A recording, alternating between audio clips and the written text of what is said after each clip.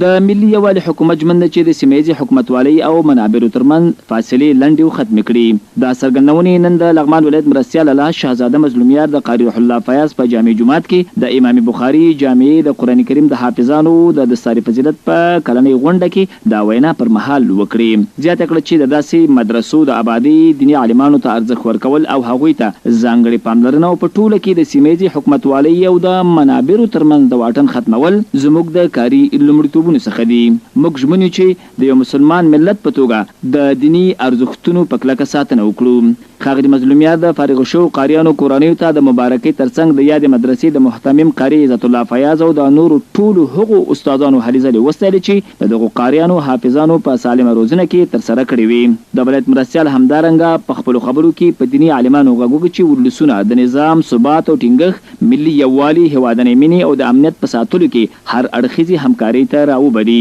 او هم په دې هیواد کې د ناروا کړنو ظلمونو وژنو او بې عدالتۍ پر وړاندې خپل غږ پورته کړي څو مو هم خپل هیواد او هم خپل ولسونه له دغو بدبختۍ ژغورلي وي. وروسته په وار سره د میدان وردګو ولایت د عدلي او د لغمان د علماو شورا رئیس مولوي عبید الله الکوزي، مولوي عبدالصبور د ولایتي شورا استازي ګلزار څنګروال او نور ویناوالو په خپلو خبرو کې د قرآن کریم په عظمت، په اسلام کې د حکومتوالي په سیستمونو، دینی او عصري زده کړو ته د نوي نسل په هڅولو او د داسې دیني مدارسو او مراکزو په فعال ساتلو تفصیلي رڼا واچوله او نوی نسل پراخې مطالعې ته د رابللو ترڅنګ دې ته وهڅوو څو په جزوي مسایلو له اختلافاتو لاس په سر شي او په دې فکر وکړي چې څنګه کولی شي د قرآن کریم او سنتو په رڼا کې د هیواد آبادۍ او د نوي پرمختګ لپاره لاره پرانیزي. ورپسې د جامع جومات خطیب قاري عزت الله فیاض په خپلو خبرو کې د یاد پروګرام په تنظیم کې له ټولو مرسته کوونکو د مننې ترڅنګ زیاته کړه چې د امام بخاري د جامع نه په دې دوره کې ټول 103 تنه حافظان او قاریان فارغ شوي چې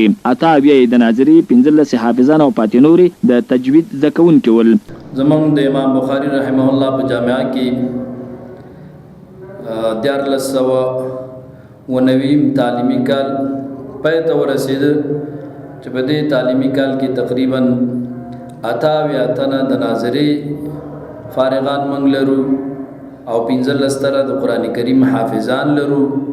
او 11 تنه د تجوید د شعبې نه فارغان لرو چې جمله تقریبا 103 شاګردان دینه برابرېږي. الحمدلله هر کال موږ دغسې د دې جامعې نه د ټولنې ته فارغان ورکو چې هغوی د قرآن کریم خدمت کوي. د پروګرام په پای کې فارغ شوو قاریانو حافظانو ته د فضیلت پګړۍ هم ورپسر شوې.